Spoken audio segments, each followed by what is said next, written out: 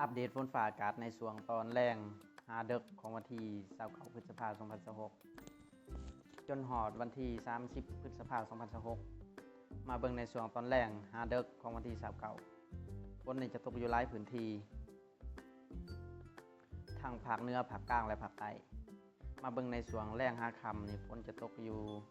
ทางภาคเหนือนี่จะมีหัวพันเสียงขวางบ่อแก้วหลวงน้ำท่าสัญญาบุรีหลวงพระบางอุดมไส้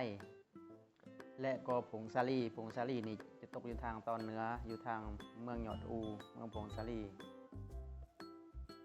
เมืองบุญเหนือและสัมพันธ์ส่วนภาคกลางนี่ตกอยู่แขวงเวียงจันทร์ไสสมบูรณ์และก็ทางด้านตะวันออกของแขวงบุรีคำไสเช่นว่าเมืองเวียงทองเมืองคำเกิดมาเบิ่งในช่วงตอนดึกนี่ฝนมีโอกาสตกอยู่หลายพื้นที่ทางภาคเหนือภาคกลางภาคใต้ภาคเหนือนี่จะตกอยู่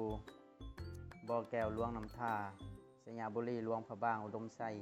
เสียงขวางหัวพันส่วนภาคกลางนี่จะตกอยู่แขวงเวียงจันทร์ไสสมบูรณ์บุรีคำไสนี่ตกทางด้านตะวันออก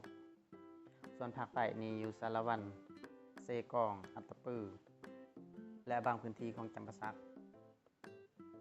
ขยับมาเบิ่งในช่วงดึกๆนี่ฝนจะมีโอกาสตกขยายพื้นที่เพิ่มขึ้นอีกจะตกเกือบทุกพื้นที่ของประเทศลาว